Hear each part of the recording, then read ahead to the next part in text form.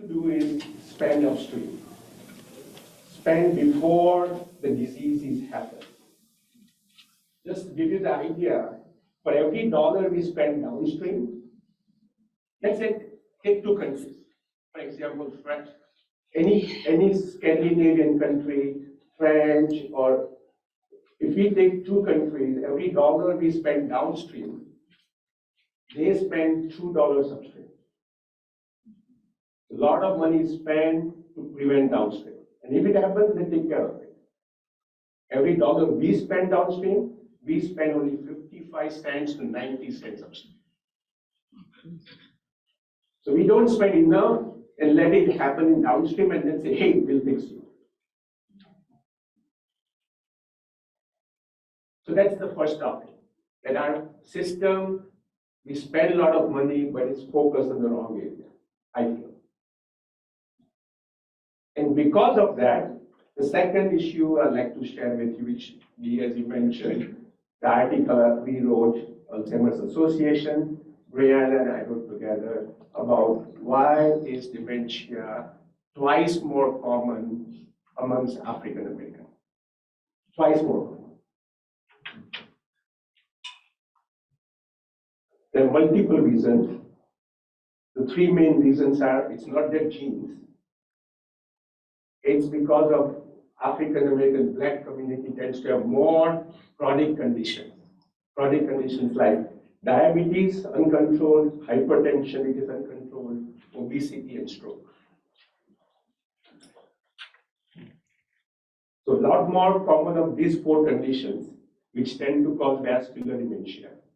The second common reason for that is the minority community doesn't trust our healthcare system. We saw that during pandemic, early phase of pandemic. So the Black community, many Asians, many Latinos do not come to the healthcare knowing that, hey, nothing will be done, you'll be ignored, or whatever treatment is there is not for us.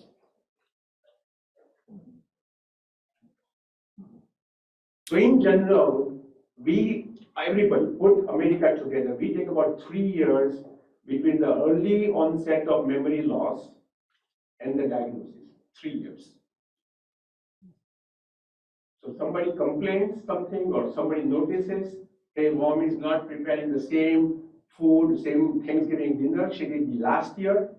By that time, to actual treatment takes 3 years in general. For Black community, it might take 7 to 10 years.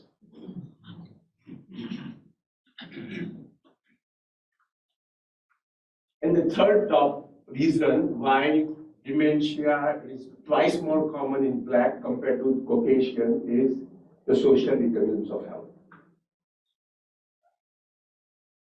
And what that means is the social determinants of health or the health-related social needs is that where I'm born, what's my zip code?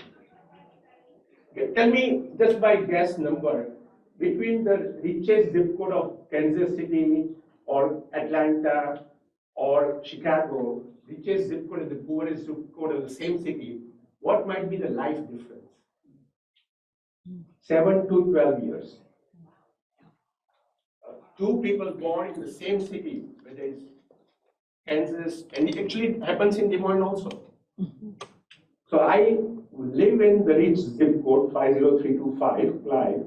I work in one of the poorest zip code, 50314. The difference between those two zip codes is 7 years.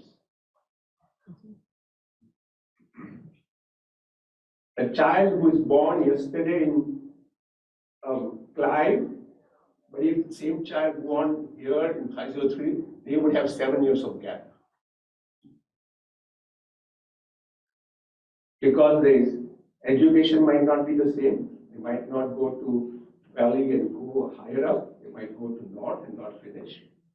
They might not get job. They might go to jail. They might not have good, nourishing food stores. There's only one highway in my zip code in the hospital. If I talk about Mediterranean diet in the card, there's not even the possibility of getting healthy food. So the reasons for the Black community to have twice more likely of dementia because they have higher vascular dementia, higher blood pressure uncontrolled, diabetes uncontrolled, obesity uncontrolled. There is a disbelief in the system, and there is not very support system of education, nutrition, transportation, and others. And the third topic I'd like to touch about is that dementia is not a normal part of aging. It's not. Yes, it's common as we age, but it doesn't mean that everybody who lives 100 will have dementia. No.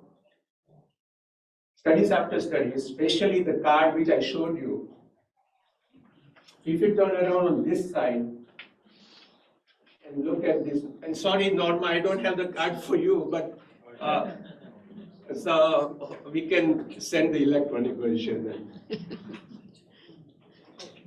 So this is a Lancet, those who are in medicine would know, is a Lancet journal which we in medicine follow. Lancet has done 2 big articles on dementia prevention in last 5 years. The first article was in 2018 December, and that time they came up with 9 areas that by doing those 9 things, we can reduce our chance of dementia by around 30%. 2 years later, in 2020, they came up with 3 more and increased the chance of prevention by 7.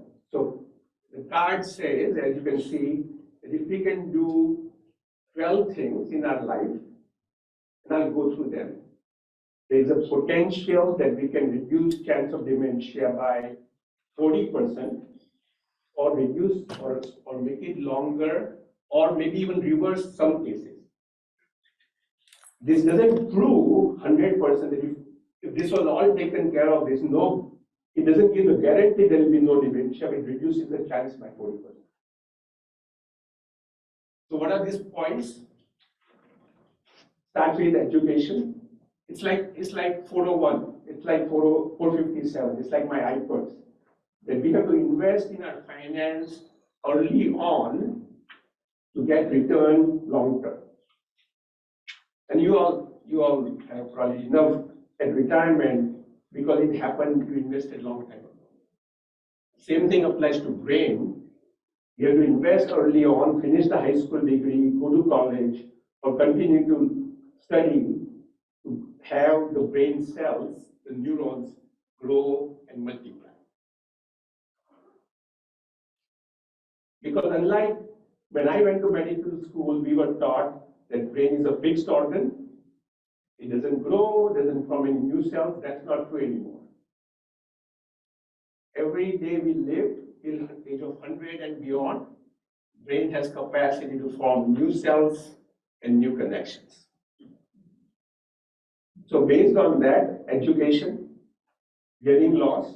If I have hearing loss and if I get hearing aid, that helps. But if you don't, there's a higher chance of dementia, depression, fall. And then the list goes on, whether if I'm smoking or not. If I'm not, it reduces my chance by 5%. If I'm so depressed, but if I'm depressed but taking medication or therapy, it helps. But if I'm depressed and not doing anything, it increases my chance of dementia. Social isolation, as we saw during pandemic, we all were totally isolated, no church in person, no friends meeting, and the rate of anxiety, depression, drug addiction, dementia went up.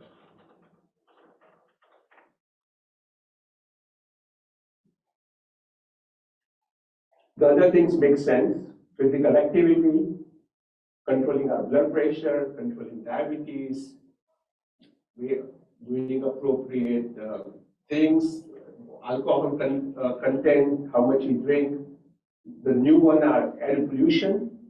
Luckily, we don't have to worry too much in Des Moines, but countries with higher air pollution tend to have higher dementia. traumatic brain injury, as we hear in so many football players.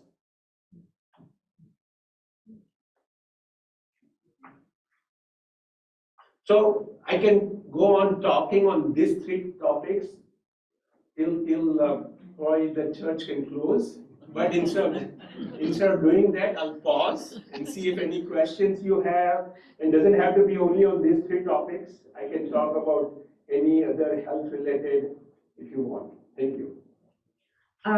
Just for anybody who doesn't come to forum regularly, we want everyone to speak into the mic. You have to hold it up the way I'm holding it now, and just raise your hand, and I'm the runner. I'll run the mic around to you. You're last.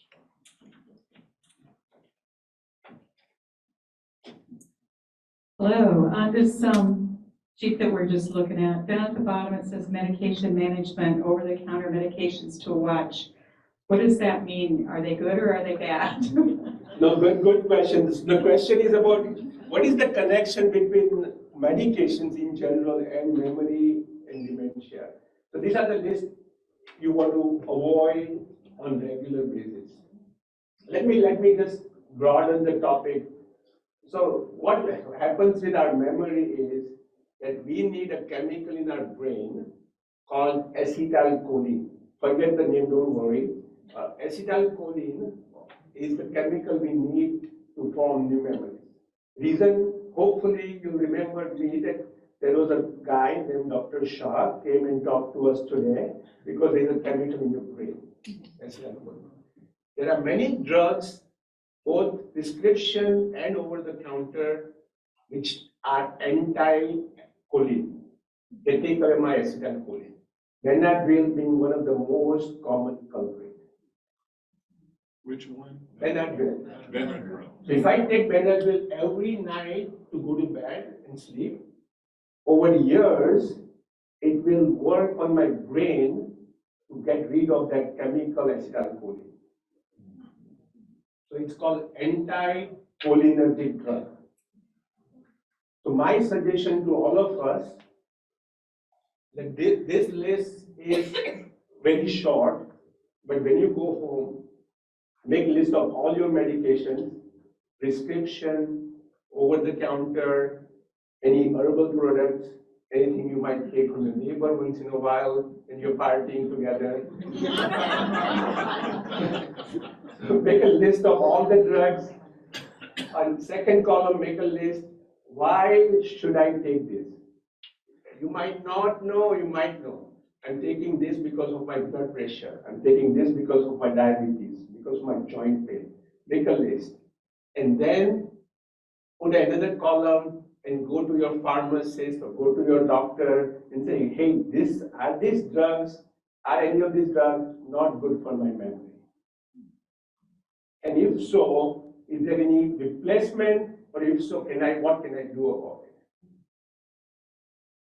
it? So, very good question. It's very common that we all have drugs which can affect our memory, but even not knowing that this is the drug I'm taking and for what reason.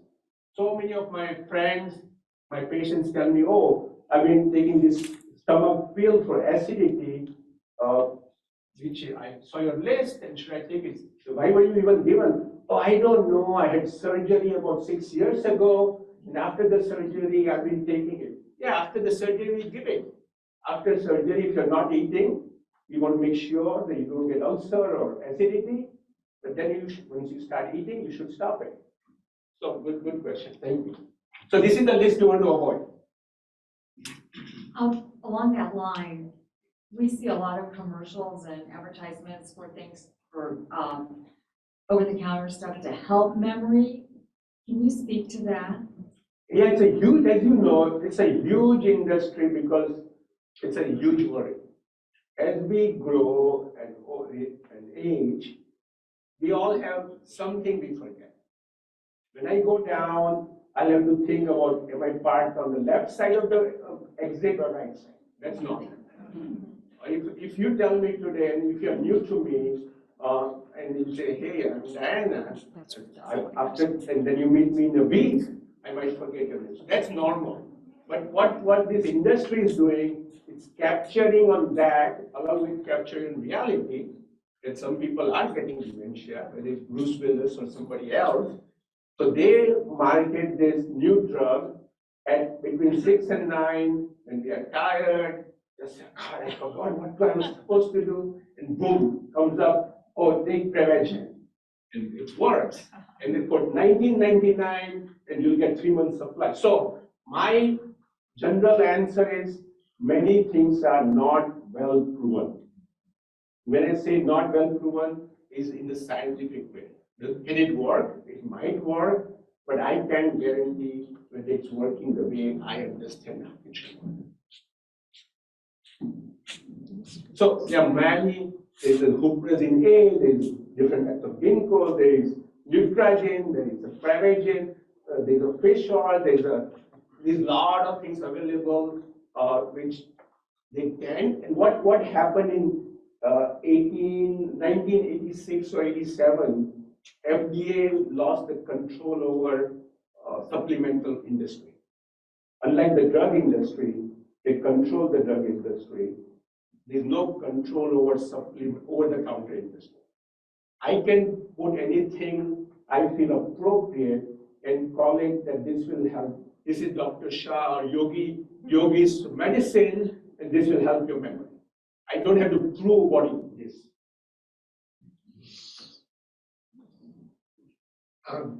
King, you started to speak a little bit towards that to my question, but I'm sure we've all had situations where we, in conversation, say, you know, this morning I went downstairs. When I got down there, I couldn't remember why I came downstairs. And people will say, oh, that's just normal aging. Is there something easy to hear or remember or tell us about how to differentiate between what's normal for us to forget and what isn't normal and we should be a little bit concerned about it? No, good question. So let me give very broad answer first, and we can go into specifics. The broad answers are that dementia is the umbrella term. And when we use the term dementia, that means my brain functioning, memory, language, judgment, executive function has affected enough that now I am unable to live independently. And whatever that independent living might mean for me.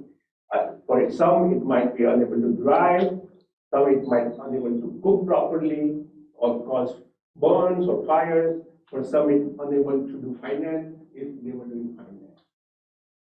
So that loss of independence because of my brain functioning is labeled as dementia. There are a lot of different types of dementia, Alzheimer's being the most common, 60 to 80%. Then comes Lewy body dementia, frontotemporal dementia, what unfortunately Bruce Willis had, and vascular dementia.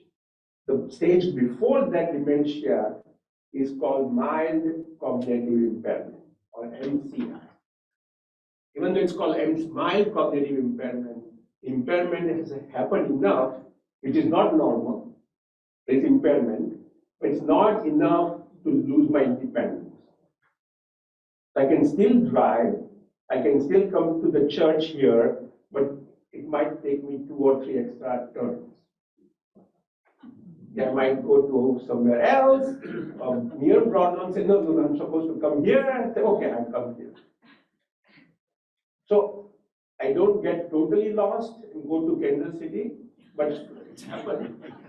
As you know, it happens with dementia. So that is the pre-dementia or mild cognitive impairment or MCI.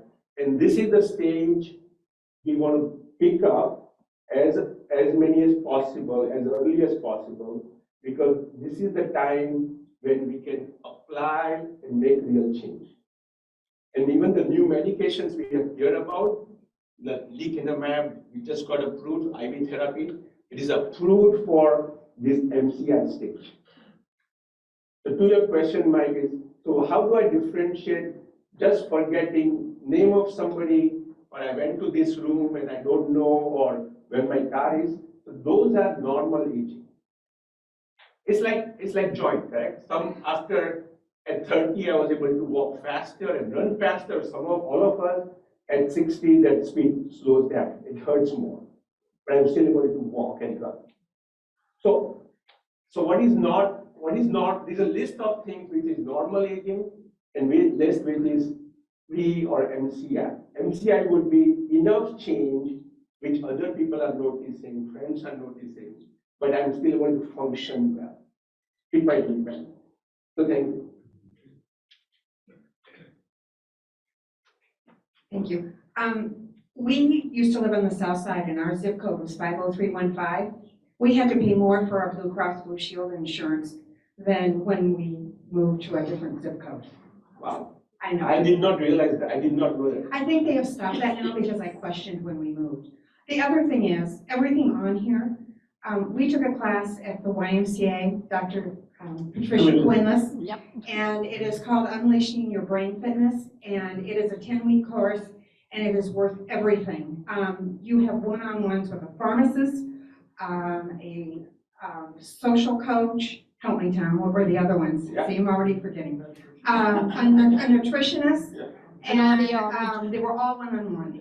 Wonderful class, and it's going on right now, but I'm sure they'll have more sessions, and I recommend it to anyone. Also, how to eat, how to do everything on here, so. No, great. Dr.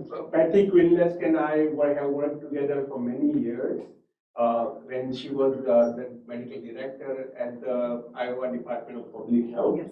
And luckily came up with me, actually Dr. Bender, and I worked at this together first and then handed it over to her, and then now it's with the wife. So we hope it spreads and goes to as many places as possible, because yeah, that it's worth doing it. There's a good science behind most of it.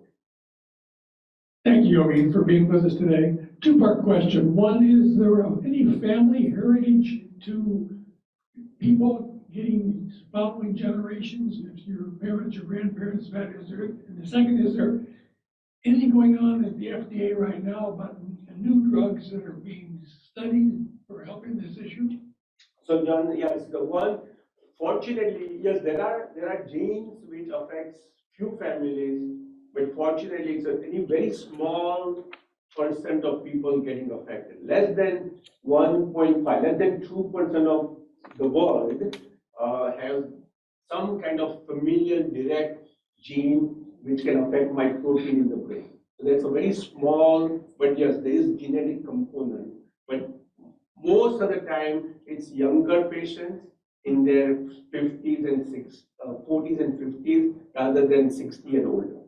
And I practice in southern Iowa, Mount Air.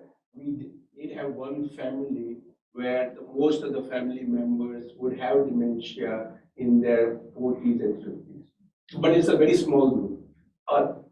Yes, there are currently 100 so different trials for dementia prevention. And as you might have seen, lecanemab is an IV drug which just got approved by FDA, but CMS, which pays for the drugs, have not approved it yet. So drug is available to use, but not approved by insurance companies. So it cost is out of pocket, which is about $26,000 per year. Yeah. And in return, the problem is, John, that it's expensive, first of all. Second, it's not a game changer. It's not that if I take this IV drug every 2 weeks and for 15 months, and boom, I'm going to be now a different person. It reduces my plaque, the protein which causes the problem. That's what we call plaque, by 20%. It's not a drug life changer yet, but the path is there and hopes are there.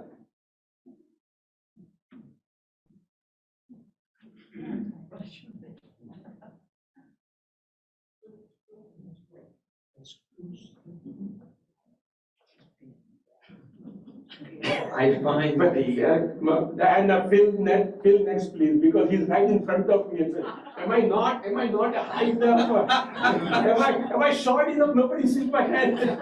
She's paying me back. But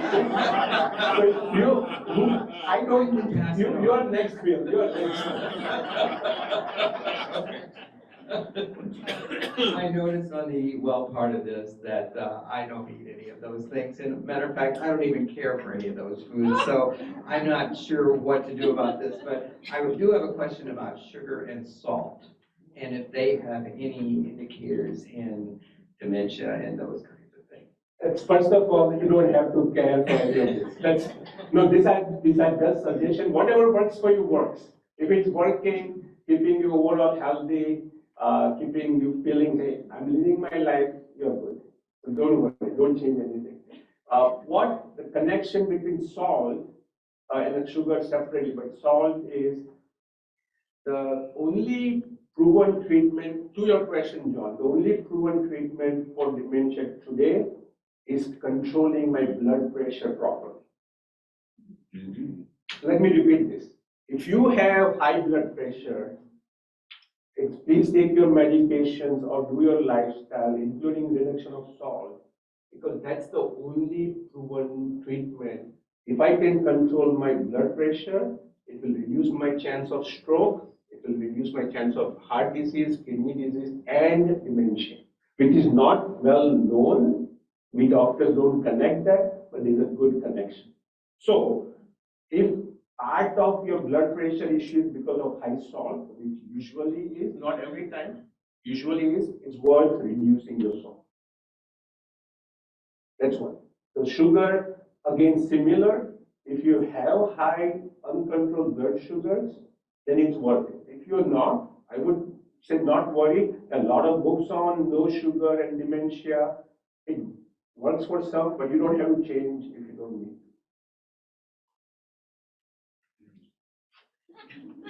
Yeah, have some extra donut as extra cookie. I saw John eating cookies. Eat some cookies.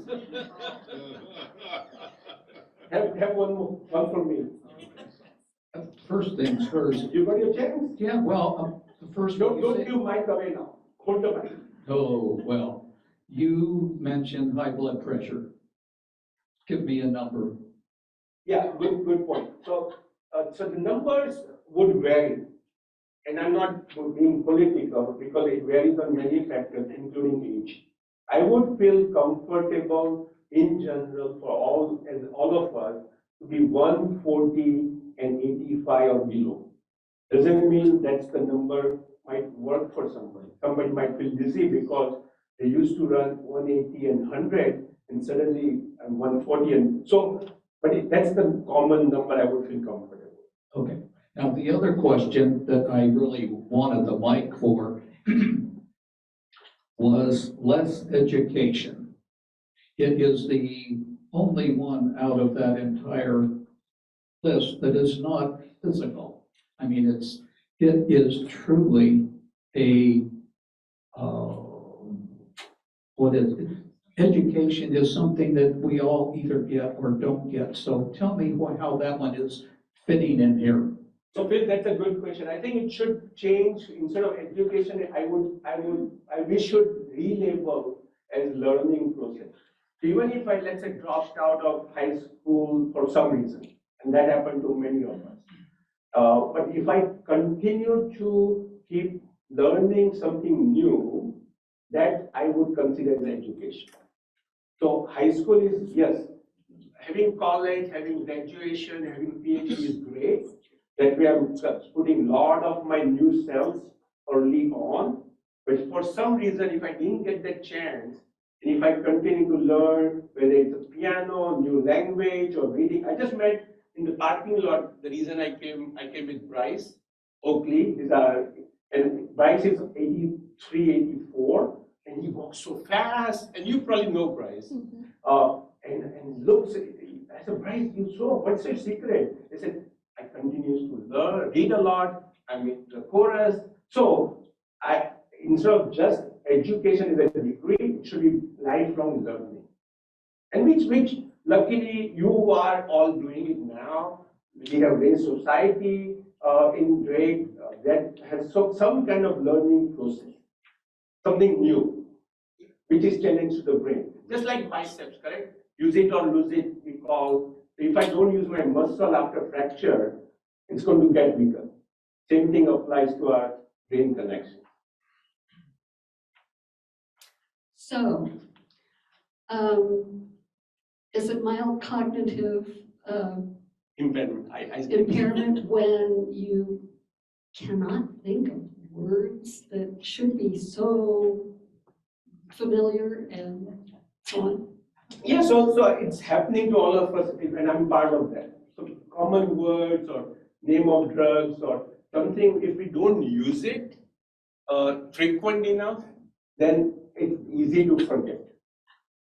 Name of neighbors, if because of pandemic, if I didn't get to meet my neighbor for new neighbors for months, then it's easy. But if it comes to forgetting name of the grandchildren or very close friends, I would worry. The only exception in my case is if I forget my mother-in-law's name, it's intentional. so that doesn't count. But and that might not apply to all of you, but it applies to me. What's her name? You know her for 30 years. Oh God, okay. So no, I think, so forgetting few things which we don't commonly use is not uncommon. That's normal. And then the other thing happens to all of us, and more so, and I worry about our younger generation, we all are now pressured to multitask. Everybody is forced to some kind of multitasking, and that multitasking for brain doesn't work. So if I'm trying to control my remote, at the same time drinking my coffee, making sure it doesn't spill, and trying to talk, of course that's multitasking, something is going to go wrong.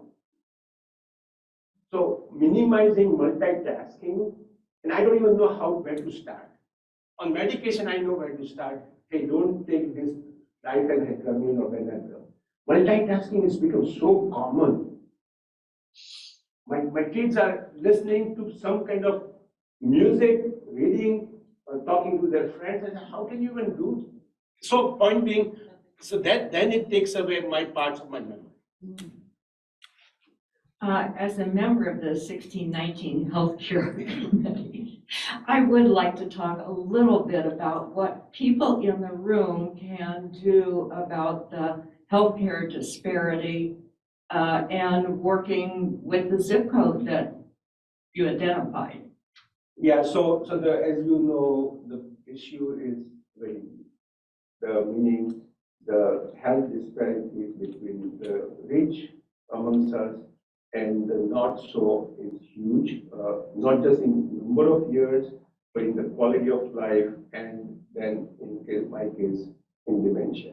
So what we have done, and that can be done, I was very happy to hear your pastor, Jared, working on the similar concept.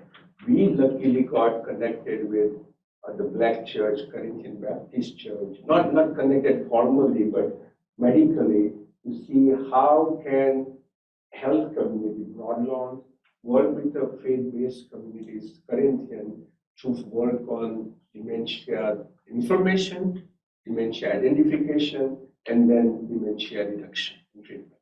So my suggestion for all of us, through your faith-based connections to church or some other, keeping in this mind that yes, it exists, that your black neighbor, your black friend, even if they have chronic condition, they would not intentionally go to doctor or healthcare for multiple reasons, as I said.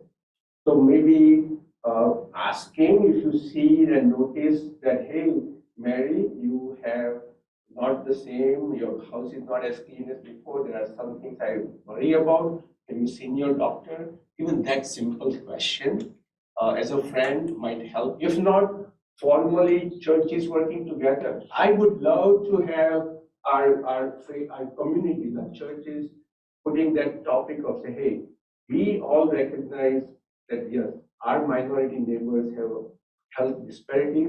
What can we do? hospitals are not able to going to solve that.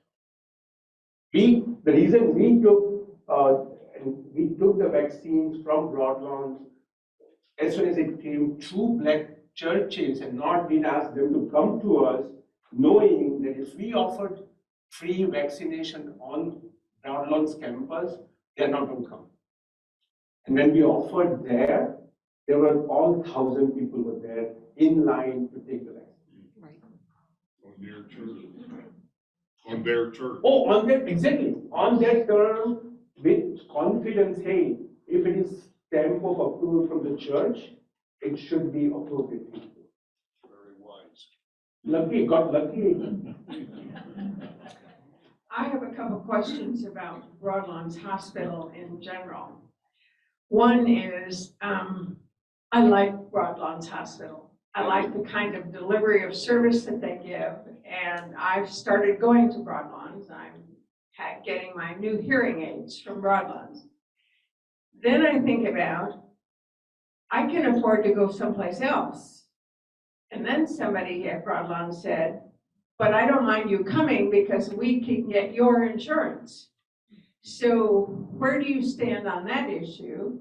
Because I'd like to encourage my friends to go to Broadlands. Thank you, Barb. So yeah, thank you. Let me, thanks for that. This is, so as you know, thank you. So as you know, Broadlands county supported, open to all, with insurance or without insurance. And the reason we are doing luckily much better than other bigger systems is part because patients like you and me and many others who have insurance, and we get, so when every time you come to Broadlawn, whatever appropriate charge we charge you, we get paid, and then we can take care of somebody who walks in and say, hey, I need my hearing aid. So that's the balance. So the more, we call it a payer mix. So if our payer mix was pure Medicaid only, we would have got only 30 cents for every dollar we give. Medicaid pays us only 30 to 40 cents for every dollar we give. Medicare pays about 50 to 60 cents of every dollar we give. The private insurance hopefully pays 60 to 80% of the share. So that's the balance we have to. Then would you comment just briefly about the memory care unit? It's relatively new for you, right? So doctor, it's 8 years old. Dr. Bender, a wonderful physician, my neighbor, my mentor, started that clinic 8 years ago. And then I joined from Des Moines University to Broadlawn about 6 years ago. So relatively new, not very new, but we got lucky. Is a donor who loved what we are doing and has verbally agreed to give a huge sum of money to expand what we are doing. So there's a talk about expanding our memory center, make it much bigger to accommodate need for the community. We focus on many areas, but 3 areas: early detection and treatment and prevention, focusing on minority, how we can detect that early on. And the third most important topic we don't have enough time to talk about, which is my passion, is caring for the caregivers. How big is it? It's going to be 15 to 20 thousand square feet. It's huge. It's going to be so the caregivers. Just to finish, caregivers for many chronic conditions, but dementia, and some of you are caregivers. Caregivers become second patient who are not even talked about. So that would be our focus also. I have a dementia, and part of the treatment is Dr. Bender, metamine and Dopazel. And I looked at the difference in the hearing. I do have hearing aids, but I'm North High graduate, and I have a master's degree in secondary education. So I don't know what figures into that.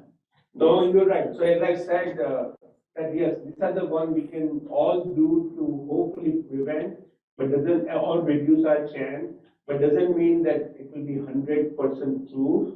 So in your case, as John asked, then we need to, and I'm sure Bender talked to you, Dr. Bender talked to you.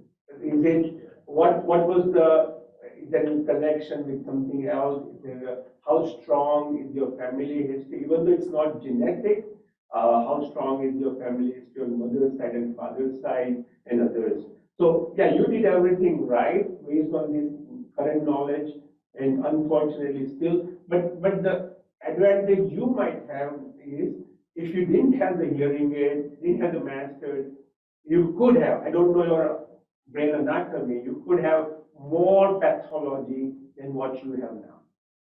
So that might be the, not just a consolation, but say, hey, I'm at least here listening and talking. If I didn't have all this, I could have been somewhere else.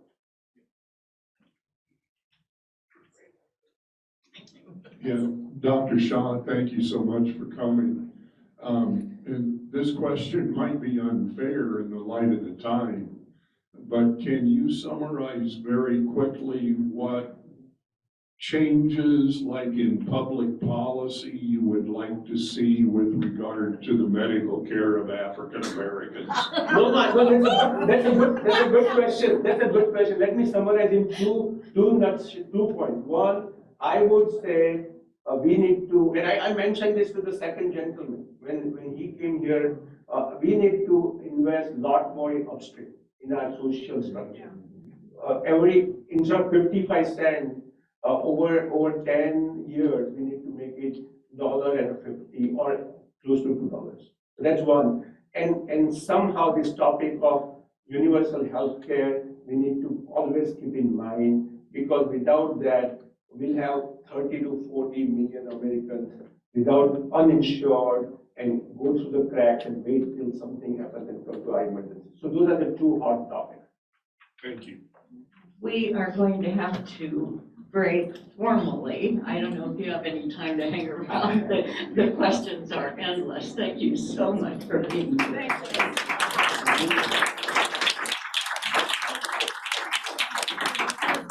Some of us need to head to church, but if not, and do you have a few minutes? Sure. You go in and talk informally to you. Thank you so much for being here. Thank